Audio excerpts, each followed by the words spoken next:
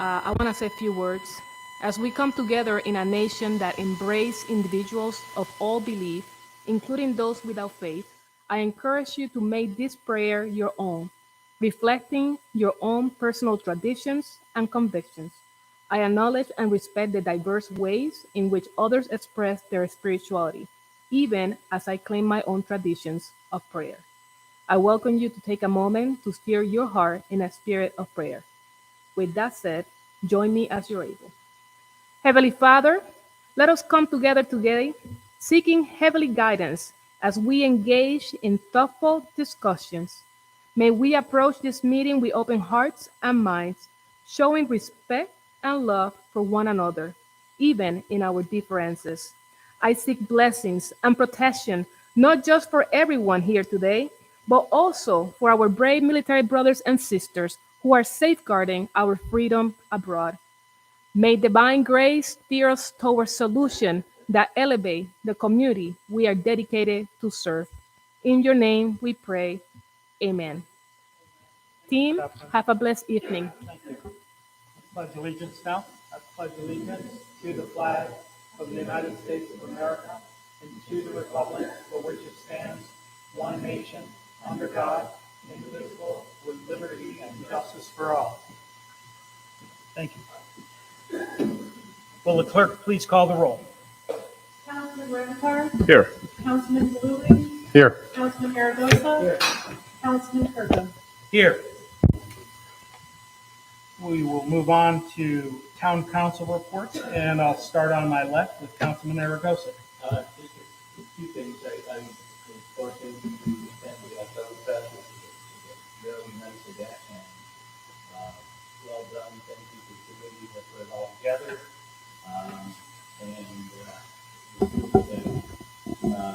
On Monday, I attended the Village of Scotia Fire and Police golf tournament, which is another fun day and well put together event. The proceeds for which the police and fire department use to help people in need in the village. I want to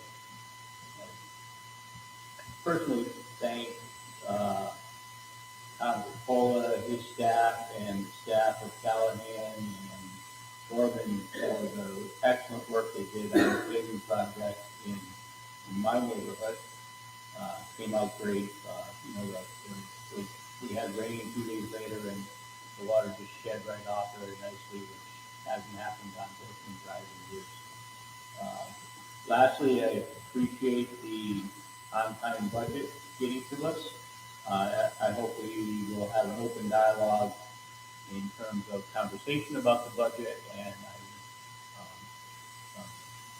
just ahead of all that, I do intend to reach out to some of the department heads, talk specifically about parts of the budget that they are involved in. Thank you.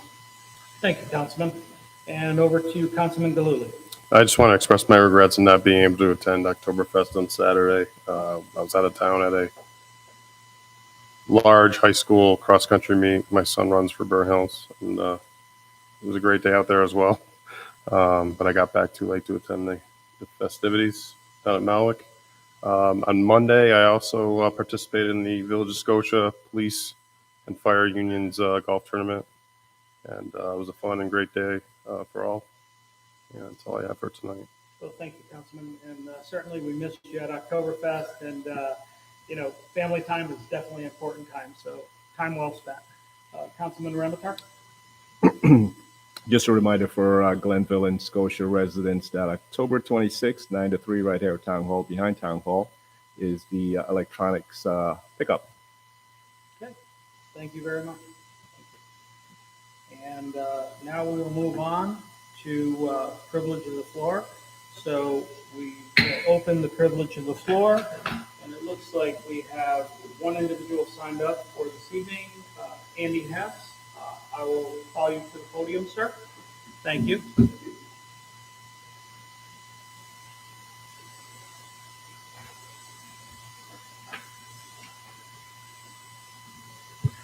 Good evening. My name is Andy Hess.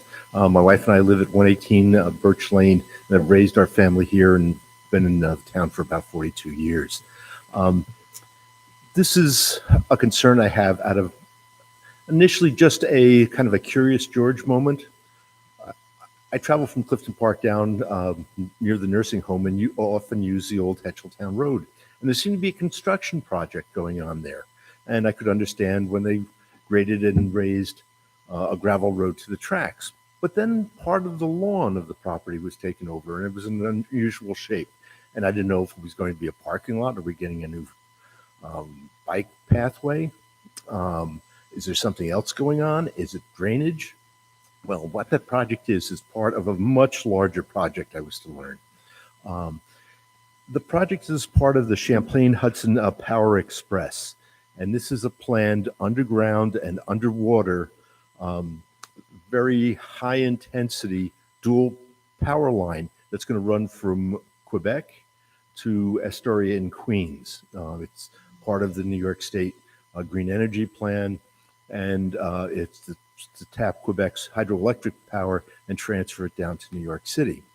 The project is going to run and has started to go through Upper Vermont, under Lake Champlain. It'll be coming down through the Adirondacks, and there's various sites now that they are currently working on and preparing. One at the top of Ballston Lake, several other here in Glenville and Scotia.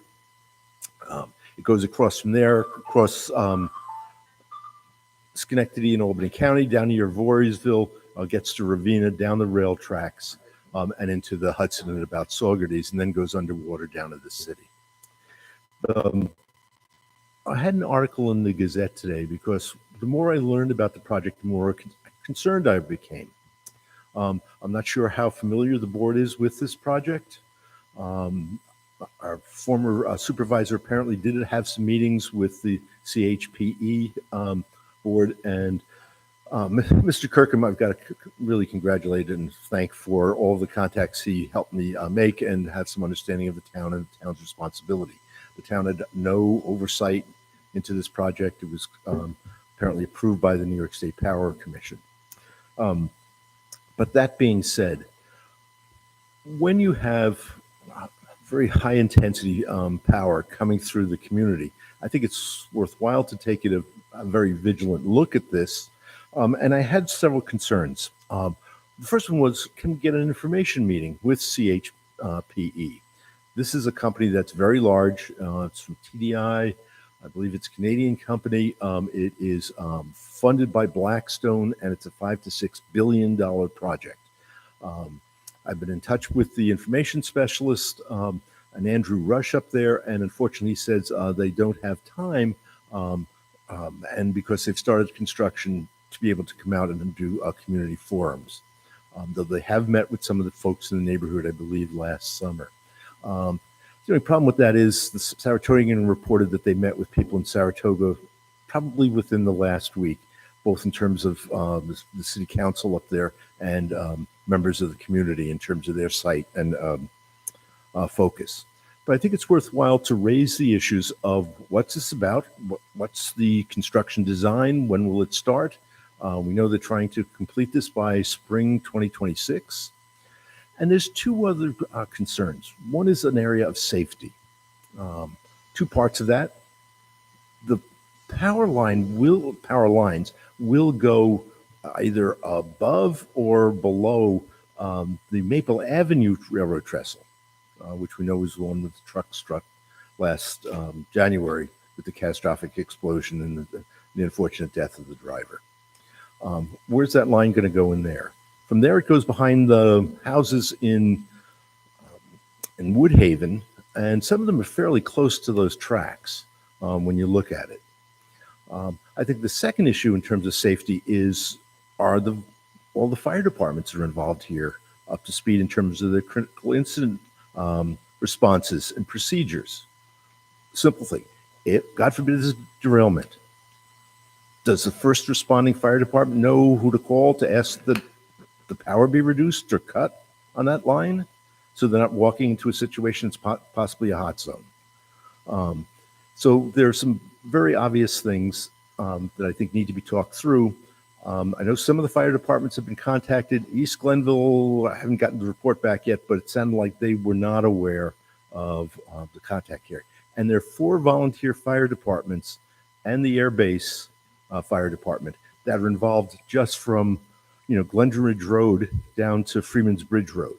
So you'd probably double that as soon as you moved into the Scotia area, right?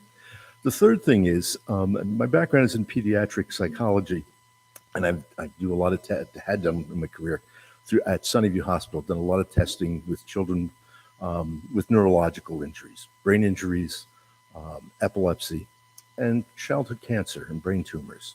There's a literature on overhead lines and the incidence of cancer associated with those lines. Now, the early literature suggested it was a problem. Later literature said not so much, but you talk to people who live under the line, you're going to hear some cases of cancer. As a causal, the jury's out. How about underground lines? All right, what's the theory on that? Or what is the data telling us? I can't pull up a lot on Google on this. I'm going to go further, but I think certainly having some sense of, are there any known safety risks? This project was approved maybe 6 years ago. This has been on the books for a while to come to implementation stage. And my point in terms of raising these questions is not, I'm not pro or anti the project. I would just like to be informed. And I just wanted to make sure that all of you have alerted to what this project is, to be fully informed.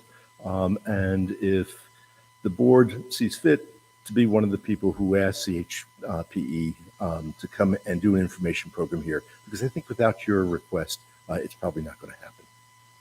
Okay, thank you. Sir, thank you for your remarks. Appreciate it. There's no one else signed up for privilege of the floor. Anybody else wishing to be heard may approach the podium and present their name. Anyone wishing to address the privilege of the floor? Going once, going twice. Privilege of the floor is now closed. We'll move to the acting supervisor's comments.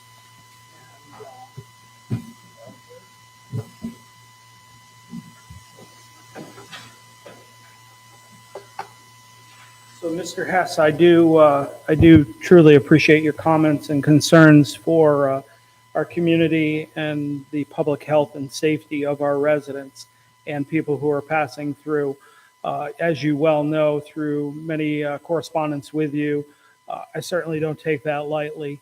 I also have contacted Andrew Rush, and he's provided me with a wealth of resources for us to explore. I do want to point out that this is a state and federally regulated project that the town really doesn't have a whole lot of oversight on. Certainly, we will address any of the things concerning incident action plans. I will certainly talk with Mr. Rush about that. So I do appreciate you raising those concerns. Thank you for taking your time and coming here. I appreciate that very much. Now moving on to some remarks. I also attended the golf outing this past Monday with my colleagues, and we just had a great time. It was a wonderful time supporting the men and women of the Scotia Police Department and Fire Department. And as Councilman Aragosa pointed out, it is for a wonderful cause. Always look to support the men and women who serve our community in a real tangible way. So that was a fun time. Also, Oktoberfest was amazing. We were blessed with an extremely beautiful day, extremely beautiful grounds. Mawick Park is absolutely stunning. We really enjoyed a full day. I could say I was exposed to quite a bit of sunshine. Many people have pointed that out to me. I do want to also commend the efforts of Highway Superintendent Capola, who's in the audience here with us, and all of the workers in the DPW and Highway Department. Thank you for your efforts making it a smooth day. I would be remiss if I didn't point out all of the many volunteers that participate, our first responders as well, EMS who dealt with a couple of situations and just comforted people and helped situations in a very calm manner. So thanks to the many EMS workers that were there. Our own Glenville Police, thank you to them. Auxiliary Police, and we thank them for their efforts standing up on the road all day and directing traffic in. Certainly no easy task. The Schenectady County Sheriffs were there as well. We thank them for coming out. It was just a fun and perfect event. The many volunteers that made this work, our sponsors, we thank them. I would really like to extend a deep thank you and my appreciation to Vicki for her efforts. Vicki works effortlessly to make this the event that it is, along with her team, Kate, Jim, and Dave. Thank you to them as well. I am so looking forward to next year. It just makes me extremely happy to serve this community. It's just an amazing event.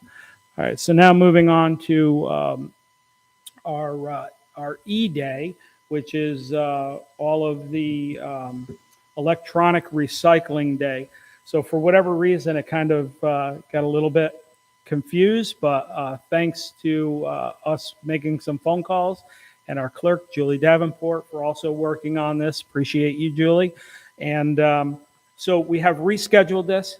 There's going to be some notifications going out, and this is Recycling Day for Electronics, be held right here at 18 Glenridge Road, right behind the Municipal Center, and that's going to take place on October 26th from 9 a.m. to 3 p.m. And there's going to be some corrections in the paper on the 4th. Also, it'll be advertised on the 20th and the 24th. So get the word out and let everybody know that they can bring their recyclable electronics here. Last, I would like to thank the board members and our comptroller. We did submit a budget, and in accordance with the state requirement, that budget has been submitted. I do look forward to having some conversation and talking through the budget. I could tell you there have been a series of challenges with this budget year. Certainly, we're not alone in this. The state, across the state, many towns and municipalities are faced with the same challenges. We feel like that we have really done some extreme fiscal responsibility in delivering this budget. Just to recap some of the highlights of this budget, we continue to make extreme improvements in our parks and our roadways, and certainly look forward to continuing to improve the Freeman's Bridge Corridor, which we're going to hear a little bit about here right after my remarks. Also investing in the water plant upgrades that need to take place. Certainly one of the most precious natural resources that we have is our water system. We want to make that safe and make those investments where we need to make them. We feel that we continue to deliver quality services, and this is exactly what the residents of Glenville have come to expect. So this budget clearly identifies that while keeping the Glenville taxes low. Certainly feel like this has been an extremely challenging year with almost $1 million in mandatory increases that have been handed down, whether it's through increases in healthcare or retirement. We're ready for the challenges and look forward to the future. So thank you very much, and thank you, Councilman, as well.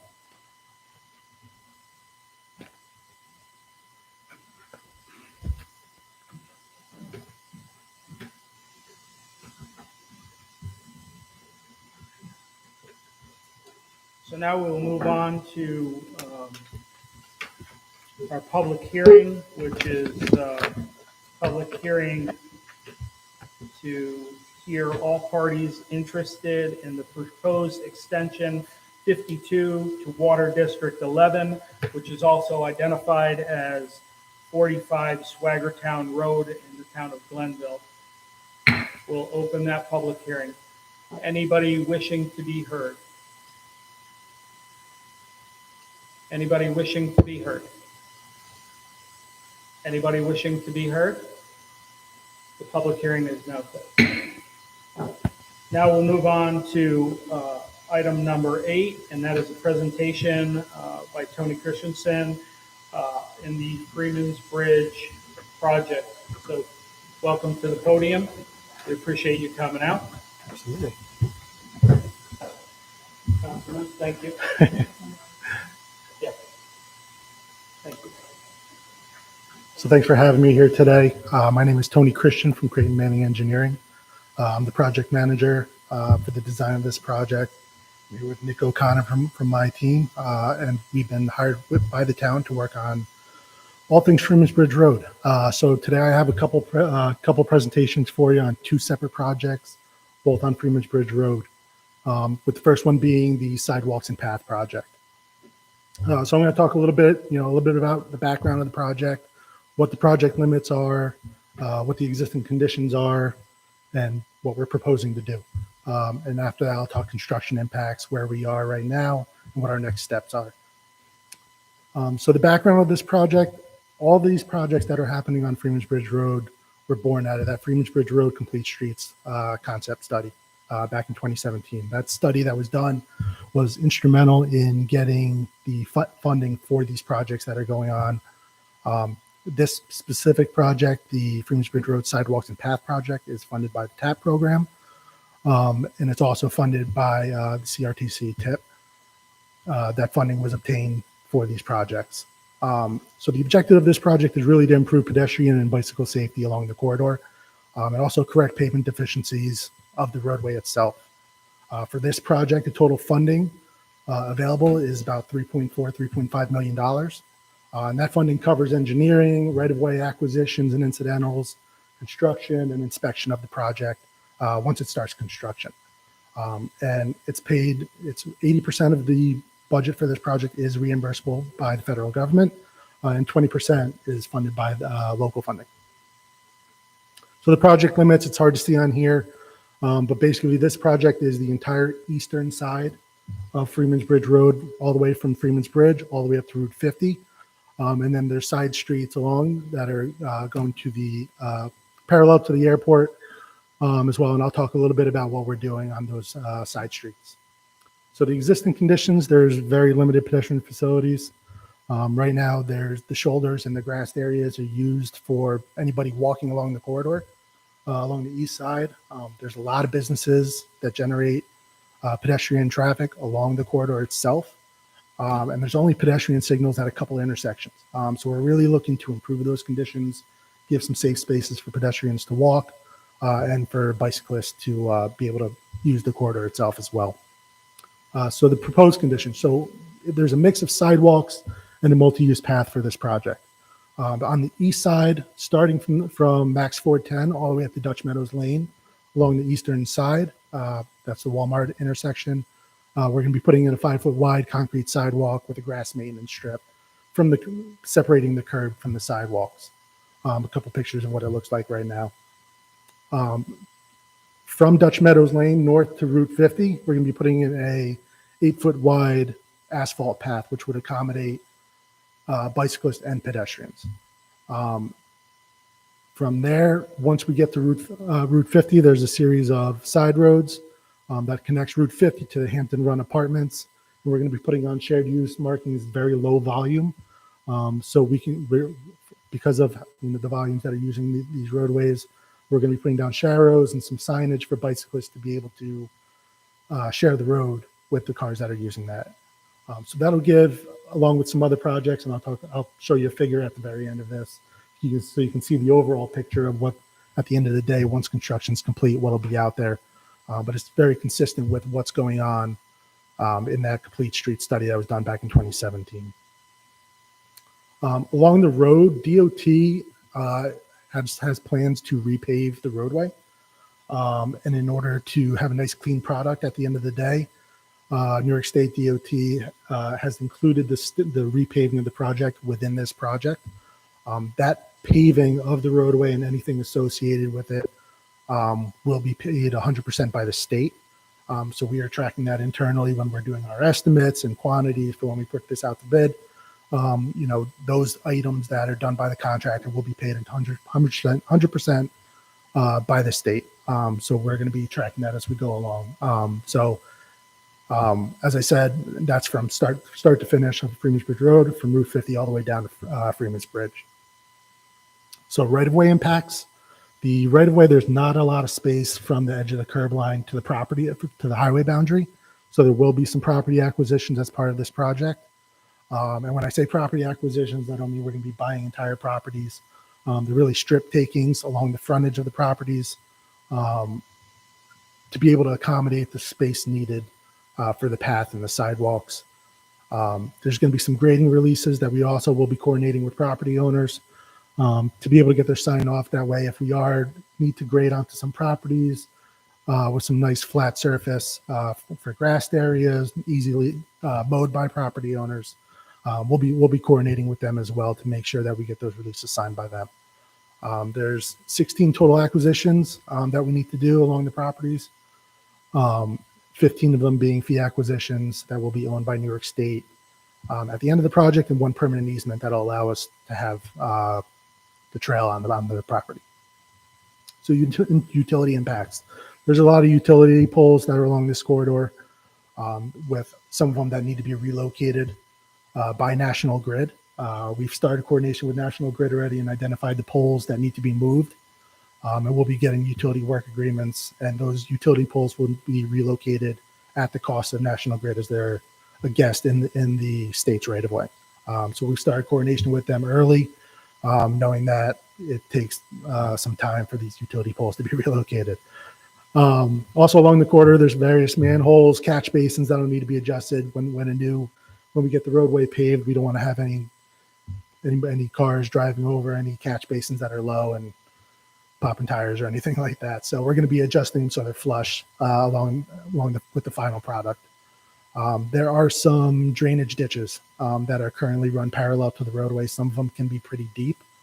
And in some of those areas, that's the space where we're going to be putting in sidewalks or multi-use path right on top of those ditches. And with those areas, we don't want any ponding along the roadway where it could freeze over the winter or have any hydroplaning. So we will be putting in some additional catch basins along the roadway to collect that water where those ditches will no longer be utilized. So construction impacts. Once we get to construction, the contractor, we're going to have notes in our plans that the contractor is going to need to coordinate with all businesses and residents along the corridor at least 2 weeks prior, so that they know construction is going to be coming and it's going to be happening along their frontage as well. Temporary lane and shoulder closures. There's not going to be any detours during construction. Not going to close down Freeman's Bridge Road. We may need to take a lane for pouring concrete or putting asphalt down or doing any excavations. Routes for emergency vehicles will be maintained and open. The contractors will need to reach out to emergency services to make sure that they know that construction will be ongoing. That way routes are planned for. If there's a lane that needs to be taken, everybody is aware and understanding what's going to be happening and when that'll be happening. And we're looking to construct this using minimalized construction stages. We don't want the contractor to start and then have a construction work zone up and no work happening and doing it in piecemeal. So we're going to make sure that we have notes in our final plan so that once the contractor starts, they'll keep going and they'll have a nice clean work area at all times. We always throw work restrictions in our plans. We don't want them working during major holidays, backing up traffic during the holidays, causing backups for the residents. And permits for this project, the only permit that will be needed is New York State Highway work permit, and the contractor will get that during the process of construction. So where we are right now, we are in preliminary design. Still in the very early stages, but we will be getting design approval from New York State this month, anticipated. DOT has seen our preliminary plans, and they're consistent with what the funding went after. We have received comments, and we're looking for comments from the board as well, if there are any. And that's I'm here to take questions on both these projects. The scheduled driver in this project will be right of way and utility pole relocations. We have started the process already for right of way acquisitions. DOT will be doing the acquisition process for this project. So DOT will be reaching out at some point to the residents and businesses where we need those strip takings to be able to acquire that process. But that is a process that needs to go through. They need to follow federal guidelines for acquiring process to be able to give fair market value to these properties and not just take the property for a low dollar value. They have a certain process that they need to follow according to federal guidelines. So we're anticipating construction to start in the fall of 2025, as long as the right-of-way process goes smooth. And once that's done, there may be some work that goes into 2026. So what if for any winter shutdowns, we'll make sure the contractor leaves a product out there that's clean and able to be maintained throughout the winter as well. Not going to leave trucks on the side of the road or anything like that. It'll be a nice clean site so that once the spring hits, the contractor can come back out and finish up construction. So that's the project on the east side of the road. The next project I'm going to talk about is the Freeman's Bridge Road Complete Streets project. Same agenda. I'm going to talk a little bit from existing conditions to proposed work, same construction impacts, and then where we are with that project. So again, born out of the Complete Streets concept plan, everything that we're putting out there is consistent with the plan that was put in place by the town back in 2017. Same objective. We want a nice product that's going to be safe for ADA compliant pedestrian safety for the entire corridor. This funding is $1.2 million. This again covers engineering, construction, and inspection. This is funded by New York State DEC Climate Smart Grant, and that comes along with a 50-50 match. So 50% is reimbursable by DEC, 50% the town has committed through a resolution for this project. So the project limits for this project are the west side of Freeman's Bridge Road from Dutch Meadows Lane north to Route 50.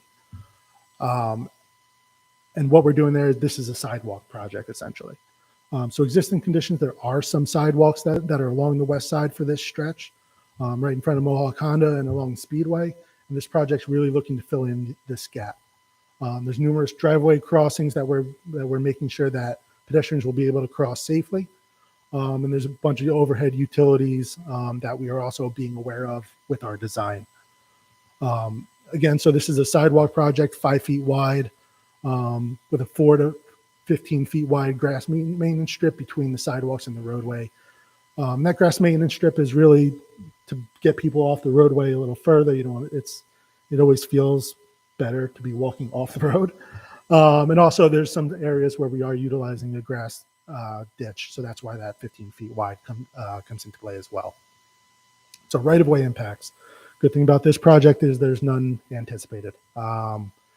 Don't need to buy any right-of-way for this project. Everything that is going to be constructed can be constructed within New York State DOT right-of-way already. So the only thing that we'll get here is a property release. The sidewalks that are at the Mohawk Honda are on Mohawk Honda's property. And we don't want to have a gap between new sidewalks and sidewalks are there. So we're going to get a release from them to be able to tie these proposed sidewalks into the existing ones. Pretty straightforward process, just a couple signatures that we need from them. So utility impacts, the other good part about this project is there's no utility pole relocations. So that we have spoken to National Grid about this, just so they're aware of the project, in case we have to do any digging along these poles. But there will be no utility pole relocations needed. And that's a big schedule driver. So construction impacts, same as the other project. We always like to give notification to the business owners.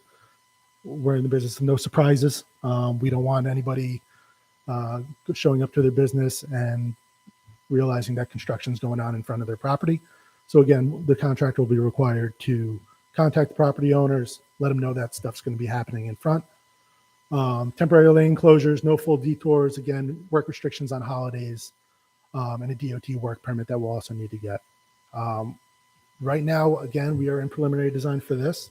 There is a use and occupancy agreement that we need to get with DOT. And that's an agreement that we've been working on with DOT and DEC. Because this is funded by DEC and it's within DOT property, there's an agreement that we need to coordinate between the two entities to be able to move forward with this project. And so far that's been running smoothly. We just got an email yesterday from DOT that our preliminary plans were approved, and they're going to be moving forward with the use and occupancy paperwork. So we should be getting that shortly, which is great news that they're keeping on top of that. So with that, with no utility impacts, no right-of-way impacts, we're looking to start detailed design in the winter of this project. And we're looking to get construction started in the spring or June of 2025.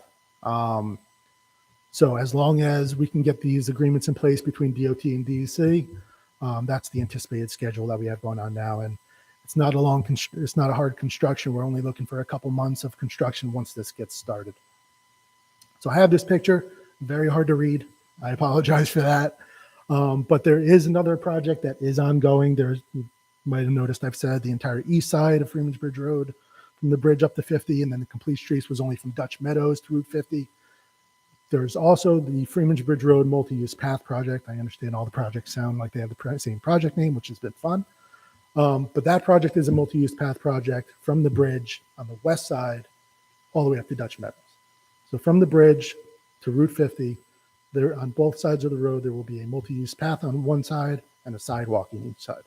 They switch over at Dutch Meadows Lane, and that's because of where the bikes want to go, and that was all developed during the Complete Streets project. At the end of all of this, the roadway will be paved, sidewalks from start to finish, multi-use path from start to finish. It'll be a nice, great picture, great use for all the residents. Anybody who's looking to come from Schenectady can go over the bridge, use the sidewalks, use the path to get to existing businesses. Mohawk Hudson Bike Hike Trail was recently completed as well. Bicyclists, pedestrians from Village of Scotia can use that to get over to Freeman's Bridge Road, use the businesses, and it'll be great once it's all completed. I mentioned that multi-use path project on the west side from the bridge to Dutch Meadows Lane. We're in the final stages there. All the property that we needed to acquire for that project is, I'll say, 99% done. There's still some final certificates we need signed. And there's one or two easements that we're waiting on National Grid to get.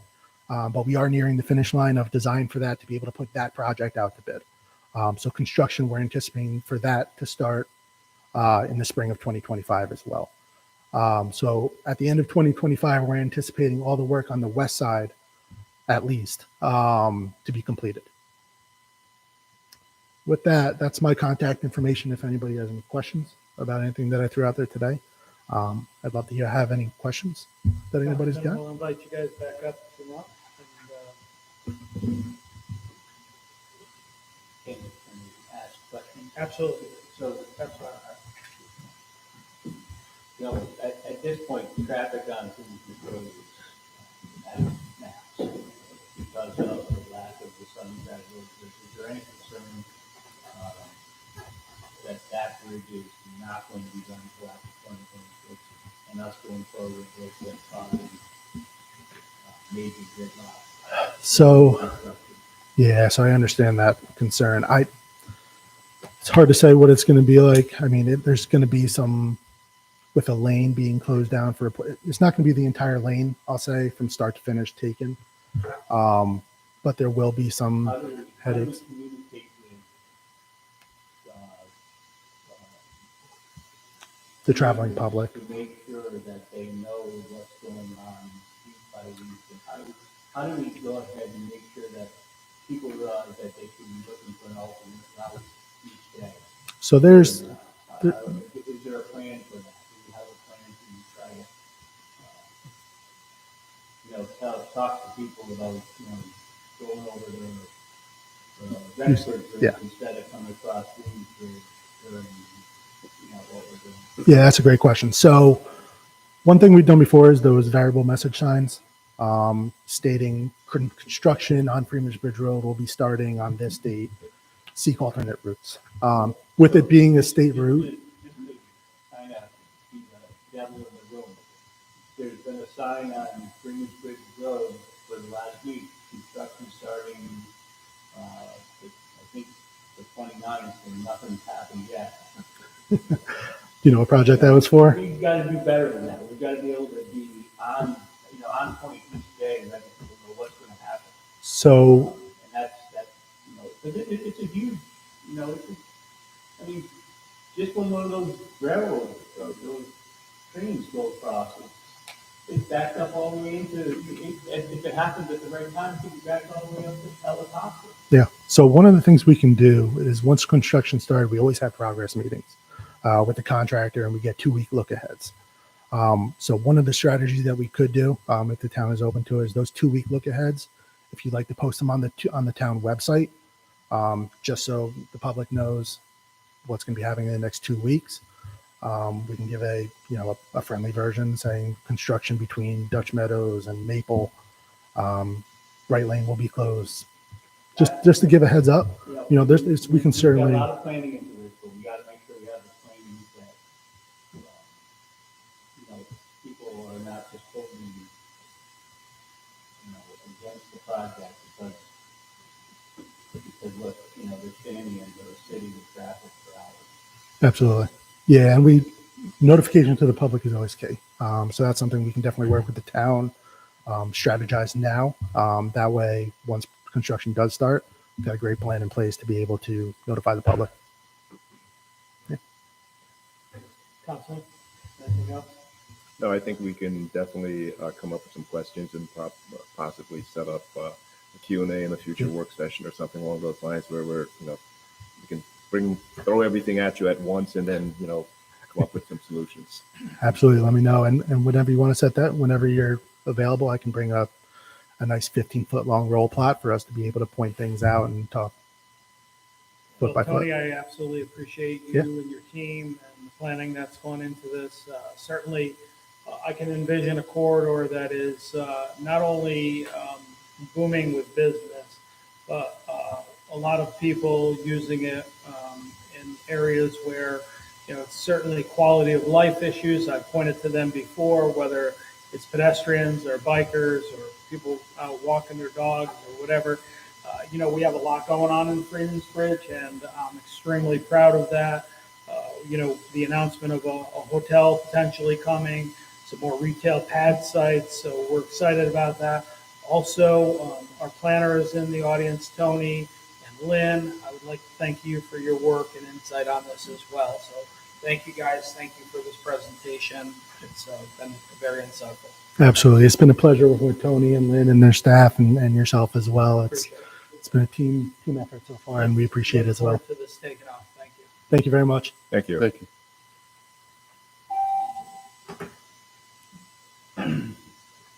So now we will move on to our normal business agenda. I will point out that we're going to start at number 9, but we do have a couple of add-ons for this evening. The add-on number 1 will be a resolution accepting a proposal from Labella Associates for the emergency training fire tower facility project. And add-on 2 will be a resolution reappointing Bruce Words to the Board of Assessment Review. We will take them up just prior to new business. So we will move on now to resolution number 9. And do I have a motion to move resolution number 9, a resolution approving the proposed extension 52 to Water District 11, located at 45 Swaggertown Road? I'll move it. Do I have a second? I'll second. Any discussion here? As you just stated, Acting Supervisor, this is to for the extension at 52 to Water District 11 on Swaggertown. Thank you, Councilman. Any other further discussion? Yeah, just to say, this is an existing home that is currently on the island, looking to be part of the municipal water. Certainly. Any other discussion? Will clerk please call the roll? Councilman Ramichardt? Yes. Councilman Blue? Yes. Councilman Aragosa? Yes. Councilman Kirkland? Yes, resolution passes. Next resolution is Resolution 10, scheduling a public hearing for Wednesday, October 16th, right here at the Municipal Center at 7 p.m. for all people wanting to be heard about the assessment rules for Water District 11, Extension 10 through 51. Do I have a motion? I'll move it. Do I have a second? Second. Moved and seconded. Pretty straightforward. This is just scheduling a public hearing for what we just stated on Wednesday, October 16th. Any other further discussion? Seeing none, will the clerk please call the roll? Councilman Ramichardt? Yes. Councilman Blue? Yes. Councilman Aragosa? Yes. Councilman Kirkland? Yes, resolution passes. On to resolution 11, resolution scheduling another public hearing on Wednesday, October 16th, right here at Town Hall at 7 p.m. And this is to consider any people wanting to be heard about the assessment rolls for Sewer District 9 and Extension number 7. Any other further discussion? Oh, I'm sorry. I need a motion. I'll move it. Getting ahead of myself, Jody. Do I have a second? Awesome. Any further discussion? Seeing none, will the clerk please call the roll? Councilman Ramichardt? Yes. Councilman Blue? Yes. Councilman Aragosa? Yes. Councilman Kirkland? Yes, resolution passes. On to resolution 12, scheduling another public hearing on Wednesday, October 16th at 7 p.m. for all individuals wishing to be heard about the assessment rolls for Sewer District number 1. Do I have a motion? I'll move it. Do I have a second? Second. Moved and seconded. Any discussion? Seeing none, will the clerk please call the roll? Councilman Ramichardt? Yes. Councilman Blue? Yes. Councilman Aragosa? Yes. Councilman Kirkland? Yes, resolution passes. Resolution scheduling a public hearing for October 16th, right here at 7 p.m. at the Glenville Municipal Center for all individuals wanting to be heard for the assessment rolls for Sewer District number 2. Do I have a motion? Yes, for resolution 13. Do I I'll move have- it. Do I have a second? Second. Moved and seconded. Any discussion? Seeing none, will the clerk please call the roll? Councilman Ramichardt? Yes. Councilman Blue? Yes. Councilman Aragosa? Yes. Councilman Kirkland? Yes, resolution passes. On to resolution 14, resolution authorizing the acting supervisor to execute the documents for 2024, 2025 court funding under New York State Justice Department Court Assistance Program. Do I have a motion? I'll move it. Do I have a second? Second. Moved and seconded. Any discussion? This is just approving us to seek JCAP grant funding. So this has been an extreme help for our courts. Any other further discussion? Just acting supervisor, it's for a grant cycle 2024 to 2025, up to $30,000 Thank you. for court security programs. Thank you, Councilman. Any further discussion? Seeing none, clerk call the roll, please. Councilman Ramichardt? Yes. Councilman Blue? Yes. Councilman Aragosa? Yes. Councilman Kirkland? Yes. Motion, the resolution passes. On to resolution 15, a resolution declaring the town of Glenville as lead agency for seeker for the Freeman's Bridge sidewalk project. Do I have a motion? I'll move it. Do I have a second? Second. Moved in second. Any discussion? And as stated, this just names us lead agency for seeker for the Freeman's Bridge sidewalk project. Any further discussion? Seeing none, will the clerk please call the roll? Councilman Ramichardt? Yes. Councilman Blue? Yes. Councilman Aragosa? Yes. Councilman Kirkland? Yes. Motion, resolution passes. On to 16, a resolution approving the minutes of the regular board meeting held on September 18th. So moved. Do I have a second? Second. Moved in second. Any discussion? This is just a resolution accepting the minutes that we received in our email. Town clerk Julie, and thank you for your effort. Yes, thank you, Julie. Any further discussion? Seeing none, will the clerk please call the roll? Councilman Ramichardt? Yes. Councilman Blue? Yes. Councilman Aragosa? Yes. Councilman Kirkland? Yes. On to the next resolution, add-on number 1, resolution accepting the proposal from LaBella Associates for the emergency training fire tower facility project located on Bly Road. Do I have a motion? I'll move it. And do I have a second? Okay. Moved and second. Any discussion? Yes, as stated, acting supervisor, it's a resolution accepting the proposal from LaBella Associates for professional services related to the emergency training fire tower facility project in an amount not to exceed $29,450. Thank you, Councilman. I would also like to add that since I came on the board back in '23, I was the liaison for the fire department, attended many of the chiefs' meetings. This was a topic that came up frequently. I told them that, I wanted to make sure that we ensured that we gave them the proper tools for training so that they could be prepared in emergency situations. I'm happy to say that through not only my efforts, but the efforts of Councilman Galuli, who also attends the chiefs' meetings, we're happy to get this going. I know that all the other councilmen hopefully support this and appreciate our emergency first responders. I think this is a great thing. So any further discussion? Just give us a little idea so that folks know where this money's coming from. So this is ARPA funding. So this ARPA funding will be designated for the professional services, and then the comptroller can speak to the exact fund if you want the exact fund for the remainder of it in the development phase. But for this, That's a great answer. Thank you. you're very welcome. Any other further discussion? Seeing none, will the clerk please call the roll? Councilman Ramichardt? Yes. Councilman Blue? Yes. Councilman Aragosa? Yes. Councilman Kirkland? Yes. Resolution passes. On to add-on number 2, resolution reappointing Bruce Wers to the Board of Assessment Review. Do I have a motion? I'll move it. Moved and seconded. Do I have a second? Yeah, okay. And second. Any discussion? As you said, this is a resolution is reappointing Bruce Worth to the term of Board of Assessment Review. Thank you, Councilman. I can tell you that Bruce has served our town well in many capacities, and we're happy to hopefully reappoint him. Any further discussion? Just to say thanks, Bruce, because I'm not sure there's a whole lot of people out there waiting to get on that. Not on the assessment review. No, I agree. Any further discussion? Seeing none, we call the roll, please. Councilman Ramichardt? Yes. Councilman Blue? Yes. Councilman Aragosa? Yes. Councilman Kirkland? Yes.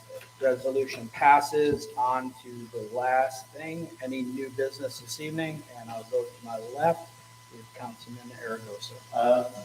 The only thing I would say is, hopefully today is the 2nd. Next week on the 9th, we're going to have a work session and we can do some review of the budget and also the folks from Creighton Manning to be there to answer some additional questions about the road projects. That might be nice. I'm looking forward to that. Okay. Conversation. We'll certainly, have some dialogue between our planning department and Creighton Manning, and we'll see if we can arrange that. And we'll see about the work session for next week. Thank you. Councilman Galuli No, nothing for tonight. and Councilman Ramichardt. Nothing new. And on to me, nothing to report. I ask for a motion to adjourn. So moved. Second, Second. all in favor, say aye. All right. We're adjourned.